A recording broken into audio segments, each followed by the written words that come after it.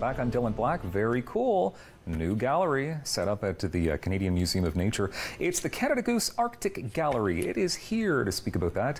We have the very lovely Nicole Dupuis, exhibition content developer. Hello. That's an interesting title to have. It is. It's a really interesting job too. Yeah. Yeah. It must be a challenging job though. So you and your team have to keep coming up with new ideas for exhibits, permanent, yes, and ones that move around a bit too. Yeah, exactly. And this summer we were really excited to propose a new permanent gallery. It had been a few years since we had done a permanent gallery, and it was a wonderful opportunity to talk about a place in Canada that is very important to our country, but not a lot of people have had a chance to go there. So the Arctic? That's right. Okay. Yeah. I mean, I didn't know this before I started working on the project.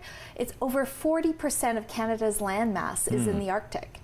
And yet, you know, most of us don't have a chance to go there, and so we're bringing the Arctic to Canadians so that they can experience it, experience the richness and diversity of the place. Because we tend to imagine it as this cold, icy place, but it's actually full of life, really colorful, and home to some really amazing cultures. Okay. The gallery is open now? Yes. It's now open? Yeah, it opened this summer. It opened in June. And so for those of us who were, you know, there was a lot going on this summer in Ottawa, so maybe not everybody had a chance to come and see the Arctic Gallery.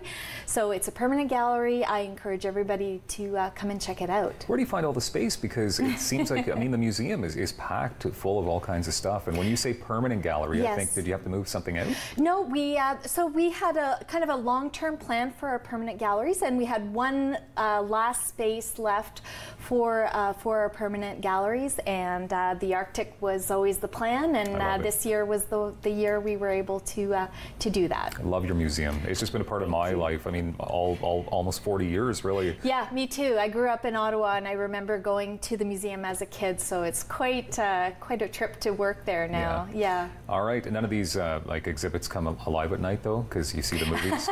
Well, you have to come. What do you mean, well? Well, it definitely does come alive when we have our Nature Nocturne events. Yes, I've been to those. Yeah, so there's a lot of wild action happening. Definitely is during those times. But yeah, it is. I mean, it's a place where your imagination can run wild, for sure. And we're seeing some of the photos of some of your exhibit. I'm assuming these photos are from the Arctic Gallery that's up? That's right. So the photo we're looking at right now is, those are artifacts that are in an exhibit that's within the exhibit. So we have a gallery that is called our Northern Voices Gallery, and that will showcase temporary shows that will be changing over the years. And what we wanted to do was have a space where people from the Arctic could talk about their own culture instead of us trying to talk for them. And so that show was called We Are Inuit, and it's all artifacts and cultural objects. I love that. Yes. What else can we expect? Because it's like you said, you say Arctic, so right away, I mean, I'm thinking about polar bears, I'm thinking about penguins, perhaps. Penguins are kind of at the other end of the planet. Are they really? Yes, so penguins are only in the Antarctic. I don't know. I need to look at a map. Apparently, or go back to school or something. No, but you know what? That's something that it's a common misconception. Yeah. So in the Arctic, we have all types of birds, fish, plants, mammals, and so people will be able to see. We have over 200 artifacts and specimens in the show. There's also lots of hands-on interactives, things that people can touch, and I brought a few items here to kind of illustrate that. Okay. There's also some really fun games, interactive games that people can try out.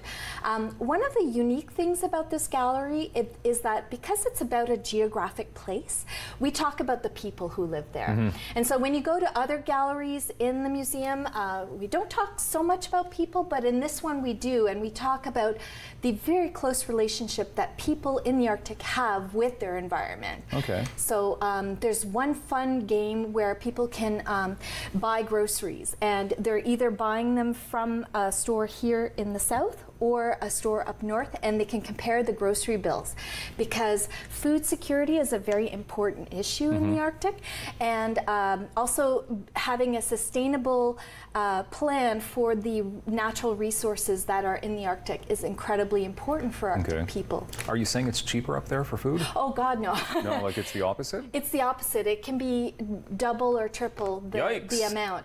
So traditional foods that are there, that the northern people have been eating for millennia is very important. So seals, whales, polar bears, that kind of thing. Sounds like some tasty stuff right there too. Yeah, right? absolutely. Yeah. So what do you have here? Obviously this is a rug. The first, a bit of a yeah, this is a polar bear. It's a sample of polar bear fur. Yeah, and one really neat thing about polar bears is if we dig down, we'll notice that the skin is actually black. Okay. So polar bear skin is black, and the fur is, well, this one's a bit yellowed because the specimen's been around for a while. But you know, when they're out and about on the ice, it's very white, but actually the hairs are clear. They're not white. They're just reflecting light.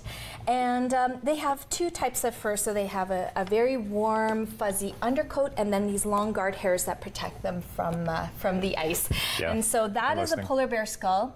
It's not something you want to. It's not something you want to see up close in real life. No, you probably wouldn't, right? Although this is a reproduction. Yes. So what's interesting about polar bears is they are the only bear that is completely carnivorous, and because of that, their molars are kind of underdeveloped compared to other bears. Yeah. They really have the nice pointy canines that are very useful for grabbing their prey, but because they eat seals, it's mostly fat and blubber that they're eating. They don't need to chew it. They just kind of chomp it down. Actually, that's kind of how I eat sometimes.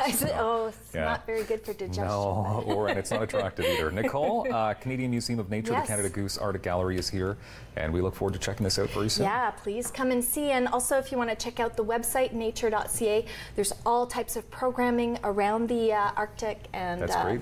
Yeah, lots to do. Can't wait to visit again. Thank you very much. Thank you. We have more daytime coming up right here on Rogers.